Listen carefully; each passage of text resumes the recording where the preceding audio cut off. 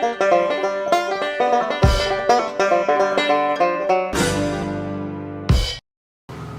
assalamualaikum warahmatullahi wabarakatuh. Perkenalkan, nama saya Juan Salam dari Prodi KPI akan memulai podcast untuk pertama kalinya, yaitu podcast membahas tentang dunia pertembakauan. Nah, di sini saya sudah bersama narasumber tercinta saya dan juga termasuk teman saya yang sudah lama berteman, yaitu narasumber kita yaitu Mas Damar Priambodo, yaitu yang menjadi owner Kajen Tobacco ini. Oke, bisa memperkenalkan diri Mas Damar, monggo. Ya, nama saya Damar. Saya sudah menggeluti dunia tembakau ini sebenarnya sudah sejak tahun 2018. Tapi mulai membuka toko ini sejak mulai awal corona. Mulai awal corona berarti itu masuknya tahun 2019. 2020 lah. Berarti udah berjalan sekitar 3 tahun. Iya, sekitar 3 tahun. Kalau yang dikatakan Mas Damar dari 2018 itu sebelum buka toko itu Ya mulai menggeluti tembakau, mulai mencari informasi dan lain-lain, mulai menggeluti belajar tentang tembakau. Belum menggeluti secara langsung, tetapi teman-teman udah mulai kayak nitip lah ibaratnya. Carikan tembakau. Untuk pertama kali jualan tembakau itu apakah sudah seperti ini, kayak menjual tembakau, aksesoris macam-macam? Ya cuman kayak teman nitip begini. Kalau dulu awalnya emang jualan di rumah apa? Ya berawal langsung? dari iseng-iseng aja sih. Iseng. Terus berkelanjutan habis itu setelah lulus kuliah itu pas banget sama momen pandemi. Jadi ketika pandemi itu bingung mau cari kerja susah, mau usaha apa juga bingung. Itu ngobrol-ngobrol sama temen ya. Nah, kebetulan teman saya itu punya toko kopi dan sampingannya jual tembakau. Setelah dilihat kayaknya menarik buat ide usaha. Udah akhirnya mulai dari situ mulai merintis toko tembakau. Kalau mungkin ya dikatakan kalau tembakau kan otomatis kita ngelipet linting sendiri. Nah, itu perbedaan antara tembakau yang sendiri sama dari pabrikan yang seperti itu, perbedaannya itu apa? Yang lebih spesifik. Kalau sebenarnya itu kalau diibaratin tuh tembakau yang pak-pakan itu sebenarnya sama. Dari tembakau Nusantara juga, tapi kalau dari mereka itu pasti udah punya resep sendiri, punya racikan sendiri yang kita itu nggak ya dibilang bisa tahu itu hampir nggak mungkin, soalnya itu kan resep rahasia.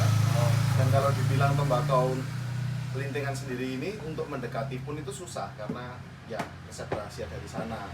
Kalaupun kita bisa mendekati, mungkin toko tembakau mungkin bisa lebih terkenal karena orang bakal mikir, nah ngapain aku beli rokok papaan kalau bisa ngeting wing, makanya pasti beda. Berarti kalau dikatakan ya, kalau seumpama kita mengonsumsi rokok rokok pak-pakan dari pabrikan sama dibandingkan dengan kita melinting sendiri, itu apakah rate-nya tuh sangat jauh untuk tingkat keborosan? Kalau untuk harga bisa dibilang sebenarnya kalau dibilang lebih irit bisa dibilang lebih irit banget, tergantung segmennya. Karena di dunia tembakau itu segmennya juga luas. Jadi untuk yang tembakau standar itu ya pasti dibilang untuk dibanding rokok pak-pakan itu jauh sekali harganya. Kalau bisa dihitung seumpama kita sehari menghabiskan rokok pak-pakan itu sekitar 20.000 lah untuk katakan standarnya lah. Untuk orang satu hari 20.000. Sedangkan kita kalau untuk menting kita beli 20.000 itu bisa digunakan sekitar untuk 4 hari sampai 1 minggu tergantung orangnya dan jenis tembakaunya. Tapi kalau dibilang untuk harga tembakau yang murah itu banyak, tapi harga tembakau yang bisa 1 onnya jutaan itu pun juga ada.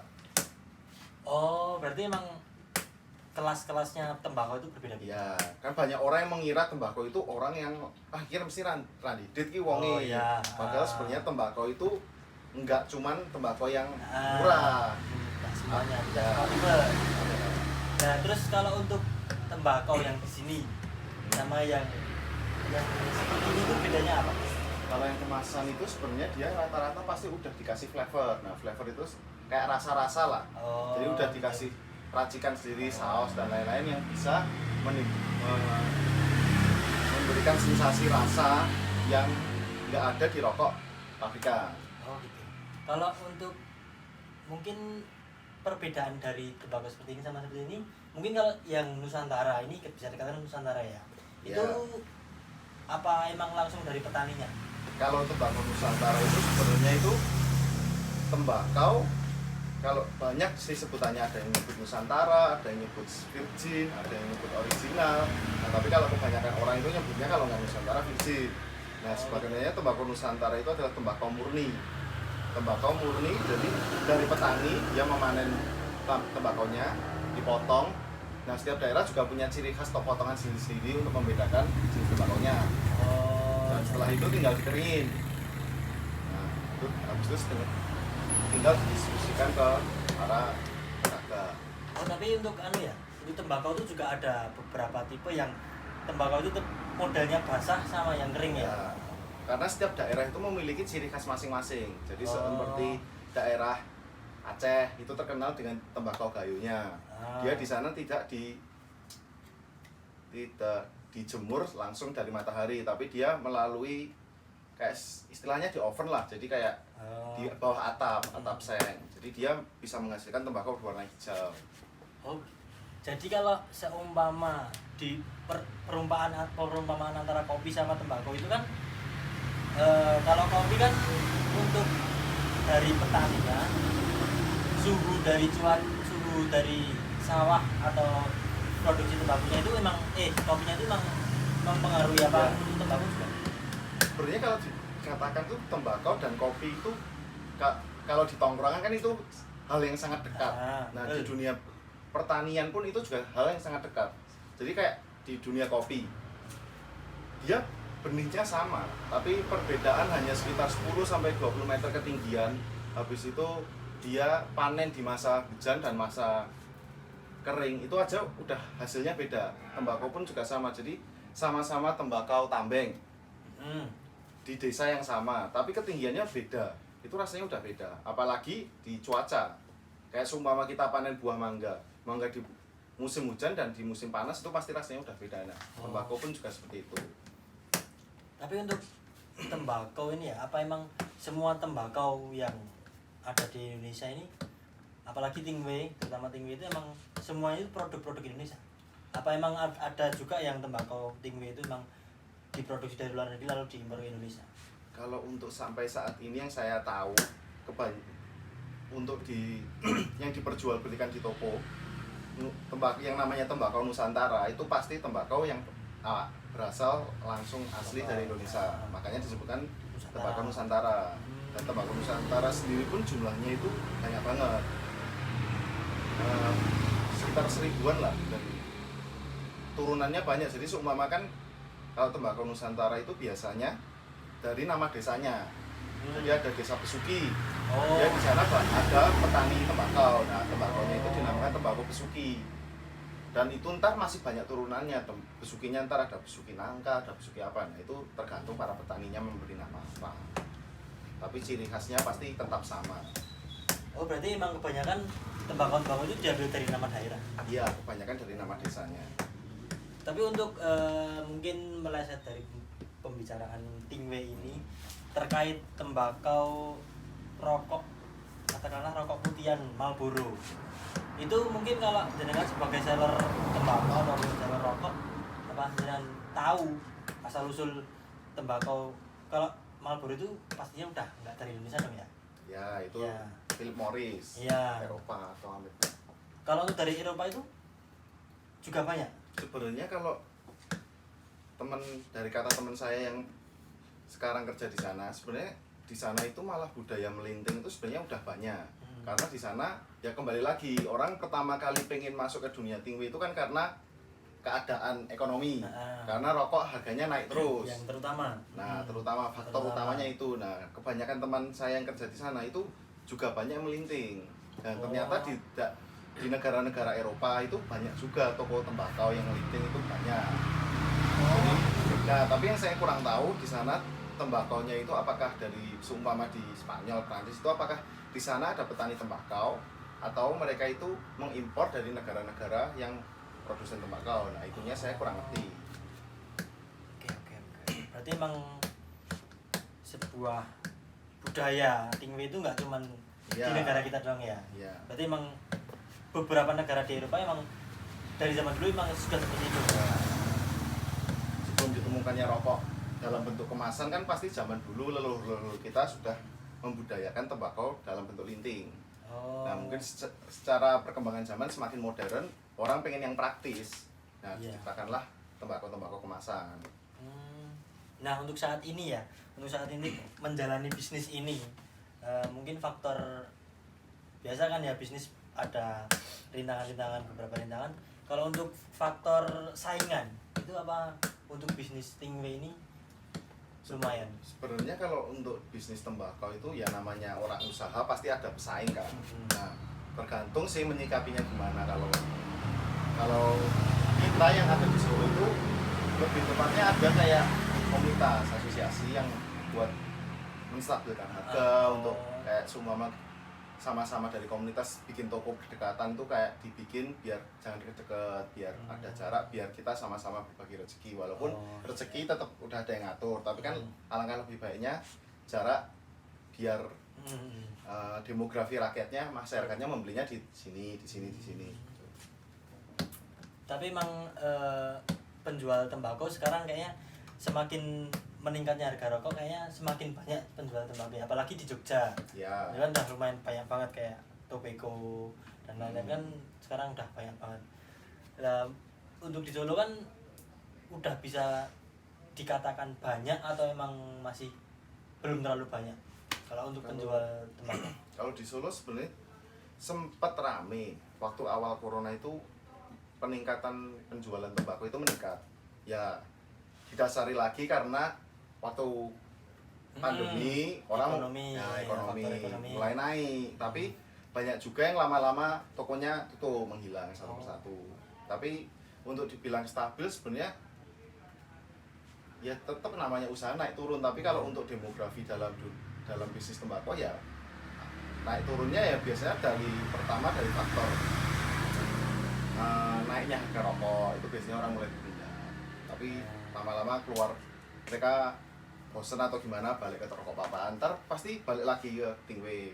Jadi berpindah-pindah seringnya. Jadi enggak yang dia rokok papaan terus, kalau udah nyoba Tingwe pasti ada satu masa dia bakal balik ke Tingwe lagi. Iya. Kalau ada duit ke rokok pak lagi gitu. Oh ya, emang Banyak kan kayak gitu. memang ekonomi itu sangat mempengaruhi ya untuk bisnis seperti ini. Sambil ngelinding mas, maksudnya bisa ngelinding kan? Boleh. Oke. Untuk ini tembakau apa mas? Kalau ini tembakau Samporis, dia asalnya dari Bondowoso. Oh, kalau untuk tembakau lokal itu emang kebanyakan dari Jawa itu bang banyak?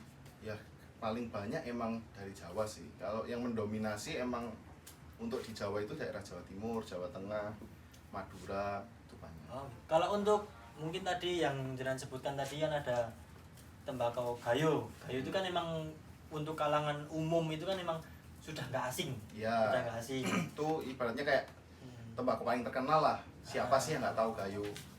Tapi kan gayo kan nggak cuman punya emang satu nama gayo ya, tapi kan Ya. ada beberapa gayo Ya. kayak gayo merah, gayo putih itu kan. Kalau itu sebenarnya bukan daerah sih, kayak gayo merah, gayo putih itu sebenarnya dari prosesnya. Kalau semua gayo putih itu sebenarnya dia difermentasi, bukan difermentasi, kayak ada proses menggunakan belerang. Oh, Jadinya makanya dia menghasilkan daun, maksudnya tembakau yang berwarna putih karena dia melalui proses pakai belerang. Kan tembakau Nusantara itu bukan semuanya itu yang daun dikeringin langsung dijual. Ada terkadang tembakau yang melalui proses, tapi dia tetap diberikan nama Nusantara atau virgin karena dia melalui prosesnya yang alami.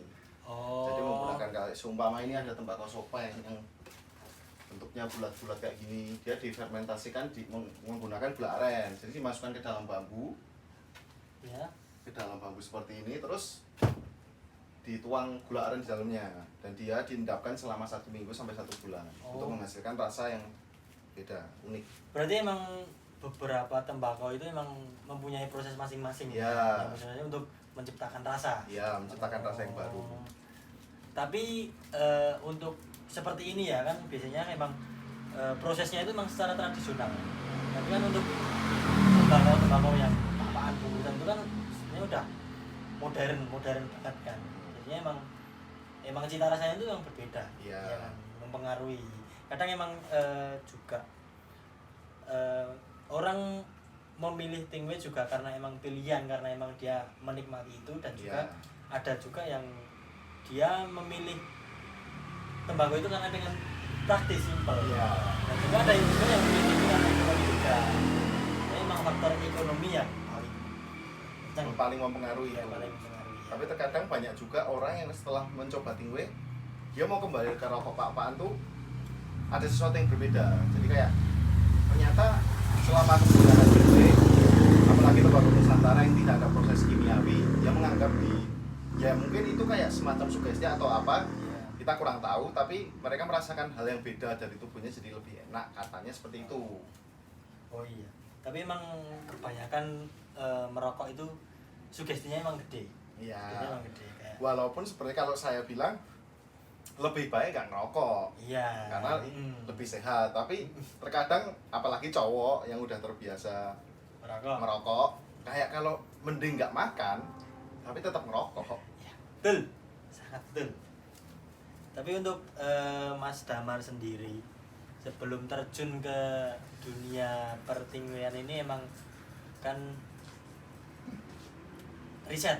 Sebelum itu kan riset. Itu risetnya ke apa, emang sebelum memasuki dunia pertingwean ini udah masuk apa, emang udah ada komunitas yang ada di sini? Sebenarnya komunitas tembakau di sini udah lama, udah ada. Dan dulu sebenarnya dari awal tuh cuman iseng-iseng main ke toko tembakau, tanya-tanya, lama-lama mulai ngerti, habis itu mulai ngobrol-ngobrol, kenal sama orang komunitas, ikut join gitu-gitu. Habis itu setelah buka toko tembakau ya channelnya semakin luas, semakin banyak dikenal, semakin mengenal orang-orang. Maksudnya kita saling sharing lah, nggak cuman dari customer, kadang dari komunitas main, ngobrol, ambil ilmu, datang dari mana aja lah.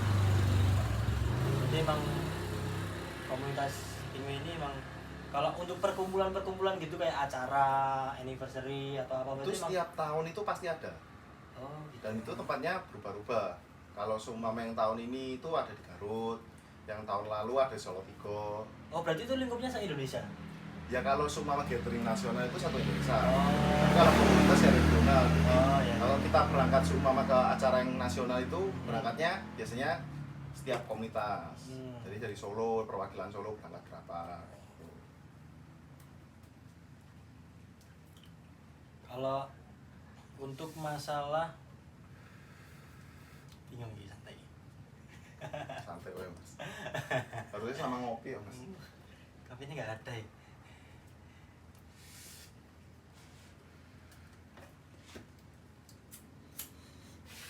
Udah lama juga ya Mas kita ngobrol. Kayaknya emang sengaja lama ini Mas.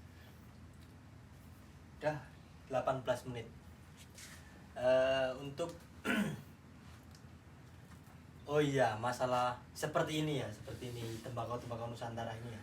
Itu kan mungkin kalau kita tingwe ini sendiri itu kan otomatis kalau kita masukkan ke bungkus ini nanti apa enggak termasuk ke rokok ilegal? Sebenarnya enggak, karena kita melakukan prosesnya itu mandiri. Yang saya tahu ya, yang rokok ilegal itu yang rokok udah dikemas secara pabrikan, tapi dia tidak melalui proses cukai. Sedangkan kalau seperti tembakau ini kan, tembakau pak-pakan seperti ini kan dia juga melalui cukai, makanya ada pita cukainya. Tapi kalau tembakau Nusantara ini yang yang melakukan pembayaran itu biasanya dari petaninya, dan kita membeli tembakau dari petani yang sudah membayarkan pajak. Oh, berarti memang kita membeli tembakau itu memang sudah termasuk pajak-pajak yang lain. Oh, begitu. Jadi memang aman ya. Secara legalnya aman. Terkadang yang nggak aman itu ketika kita udah ngelinding nih di dilinting kayak gini, tapi kita masukkan ke wadah rokok pak-pakan seperti ini yang udah ada mereknya. Itu yang terkadang dipermasalahkan. Kecuali kita melinting habis itu pakai wadah yang tidak ada mereknya, itu nggak apa-apa. Dan biasanya banyak sih kayak ada, ya apalagi zaman sekarang kan lagi sering apa dari pihak cukai kan menanyakan masalah rokok kayak gini. Banyak kan peredaran rokok ilegal yang tanpa cukai. Nah sebenarnya kalau seumpama masnya membawa rokok tingwe, kalau ditanyain seperti itu, ini saya ngelinting sendiri pak, jadi ya salah saya apa? Saya juga ngelinting sendiri, nggak membeli rokok ilegal. Tapi ada beberapa ya yang emang beberapa toko yang emang di situ dia menjual rokok tanpa cukai, itu memang ada ya? Ya. Banyak ya? Oh, ya terutama toko-toko kan sekarang banyak yang ngejual kayak gitu. Kalau untuk kita pembeli kalau kita membeli sebuah rokok yang tanpa cukai, otomatis kan nggak ada cukainya. Itu apakah kita sebagai seller, sebagai pembeli itu apa juga bisa terkena imbas? Bisa Mempengaruhi. mempengaruhi karena kita ibaratnya kayak mensupport kan peredaran rokok ilegal. Kalau kita nggak beli, ya mereka nggak bakal produksi itu lagi. Kalau kita beli terus kan mereka juga mendapatkan uang dan dia bakal memproduksi terus.